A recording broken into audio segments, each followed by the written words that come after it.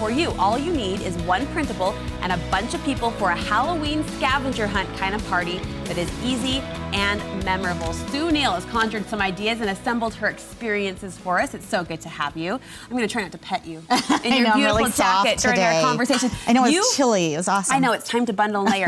You call this, I'm quoting here because I love this, the most fun party you have ever hosted. Why? And I've had some good parties. I'll tell you, we are still talking about this party, and it's been almost 30 years. That ages me, but it really... You threw this 30 years ago for the first time? Probably like somewhere between 28 and 30. I was trying to figure it out, but yeah, a long time ago. All right, a Halloween scavenger hunt. Yeah. What makes it so fun? Well, I will just tell you this story, and this will, I think, will clinch it for you. So I'm making the list up, and this is my first scavenger hunt, and I get to the end, and I'm like, you know, let's just make this exciting. I'm gonna add some ridiculously impossible things to get for a super high point value. I added a dead black cat and a rabid dog. Just for fun, I just thought that was funny. It. No kidding. So an hour into this, and I'm at home because I did like clues, so I couldn't do it. And one of the teams runs in the door, and they're holding this bag, and their eyes are like big like saucers. No, I'm serious. And they're like, and I'm like, what? What? What's the deal? We found a black cat. No. I'm like, let it out, because I love cats. And they're like, it's dead. Oh and my I'm like, get it out of my house. Oh I'm not kidding you. They found a dead black cat on the side of the road. And they won.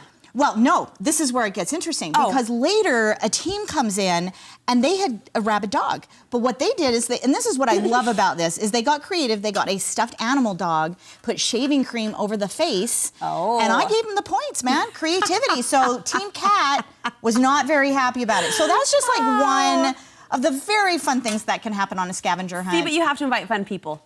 You know, you think you would, but you'd be surprised. There's something about Halloween that brings out this kind of mischievous, playful thing in you. Okay. So you kind of act like a kid. You kind of go look for and rabid you dogs. have like a list to make you act like a kid. And that's really kind of where the trick is. Okay, so who it would make a good invitation list then? Who would you want to be at this party? You know, I think this would be really good for anybody you want to get like closer to and get to know. So I'm thinking like a neighborhood. If you want to get to know your neighbors better, this would be awesome. Maybe your church members, like if you want to get to know them better. Even work. Like your work associates, oh my gosh, to be a great team building because it cuts party. everyone loose in a different way. Absolutely. You point and out it forces them to do something together. As a team. Right. Decorations are already up. Hello, it's Halloween. Yeah, you've already decorated. So Perfect. just bring the food? Check.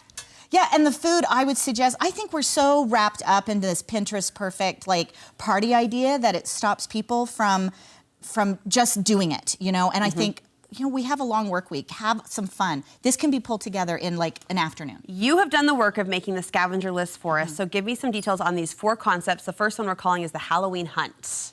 Yeah, so this is your traditional hunt, and it's just a list. And I've created one for you. If you don't want it, you can make your own, but sure, easy. Is there a dead black cat on the list? No, there is not a dead black cat on the list. Good. Yeah. I'm in then. Yeah. Things like a plastic spider, a broken mirror, a bouquet of dead flowers, just some creative but Halloween-esque type items. Right, and like the ones that like a broken mirror, I like that one because like where are you gonna find a broken mirror? You have to find a mirror, and then you gotta break it. Yes. Right, so anything that kind of encourages like a certain amount of interaction, I think is really fun. Like wrapping people up in you know, finding someone to wrap up in a mummy, like in toilet paper in a mummy, that's an interactive thing, and then take a picture of it and bring it back. You know, that's and you can times. see how the group's creative brainstorm would just exactly fire up. Yeah, sure. This day and age, we hear a lot about photo scavenger hunts. Is that a good application? Yeah, well, everybody's got a camera in their pocket now, so I think that's a great creative way of doing one, is to do a photo scavenger hunt, and you can also use video, which would be really fun. So they could like enact like a scene from their favorite scary movie, you know, or they could go like trick-or-treating at somebody's door,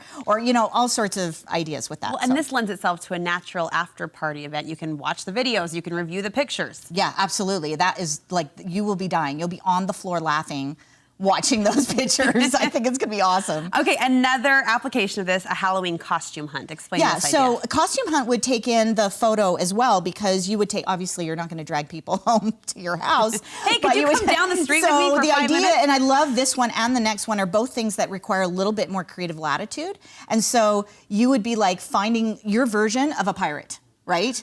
And so you'd be going to people's homes and getting them or one of your team members to dress up in that costume, taking a picture and bring it back. Like, can you imagine that? Hopefully not offending anyone when you say, excuse me, you look like Harry Potter. Would you turn around and smile? Yeah. But you could get creative out and about the community, grocery stores or whatever, and find these type of costumes. Totally. Yeah, and you have a reason. You're official. Yeah. Well, and you know what? You're not weird. You're official. I've actually never done a scavenger hunt. Now that we're talking about this, I'm thinking, but I've been on the receiving end, as in somebody's knocked on my door, and that energy is contagious. Like, you want to help them out. You want to be a Harry Potter for them in that moment. It's like the Amazing Race. Like, we're running for $1 million.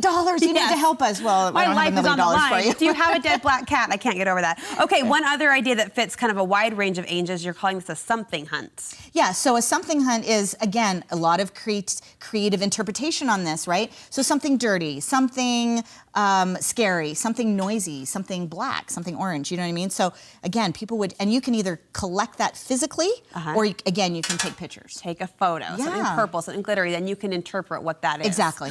I kind of like that one. I know. That's creative. They're all fun. Do them all. Any ground rules for these hunts? We've kind of laid out 4 different themes. I think it's important that you do have some rules, especially if my husband's involved. But look, the first and most important thing is just to respect people's property. Yeah. Do you know what I mean? So and this is part of the fun, is knocking on someone's door and saying, excuse me, may I borrow a bone from your skeleton out front? Do you know what I mean? So, ask for permission either to borrow or to take a picture of things. Don't trespass. Keep the speed limit, and I mean like really stick to it. That's important.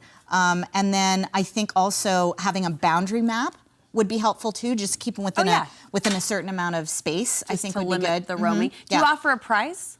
Oh, I think prizes are a must, but they don't have to be expensive. I suggested doing like Count Chocula boxes. That would be inexpensive, or anything kind of creative and fun would be good. All right, and you have these printables on your website for us with the scavenger hunts listed out. Yes. Tips for using these printables, just multiple copies, dish them out? Yeah, so like the invitations, there's 4 on a sheet. So go to my website, download the PDFs, put them on a stick, take them to your printer. I mean, it's so fast and inexpensive. You can either print them white and then mount them on a colored cardstock, or you could, the easiest thing I think is to print them on a colored cardstock. Or I also have some nice variant orange to purple versions. You could spend a little bit more money and print the full color ones. Of course, she gave us an artistic option in there as well. And speaking of artistic options, this is so much fun, the scavenger hunt. Thank you for planting that seed for us. You have a card class coming up that I want to ask you about. Yeah, it's called Christmas Delivery, and its theme is this adorable little pickup truck with a tree in the back. There's tons of layers and fun details. Yeah, I'm seriously. Sweet. That door one is like that. My house to your house is my favorite. Oh, and so the cute. snowman with the billowing scarf, really cute. Yeah. SueNeal.blogspot.com is where you go for details about the card class, and yes, those 4 downloadable printables for the Halloween scavenger hunt. I'm doing it with my family. I think this would be so much fun. Awesome. We could afford to be a little more fun. And by the way, if anybody does that, I would love them to either go to my Facebook page, Hughes Creative Cards, or my blog, put pictures. I would love to share that with everybody. It would be fun to collect all the fun that was going on. And if you find a dead black cat, be sure to tag her. Don't do it.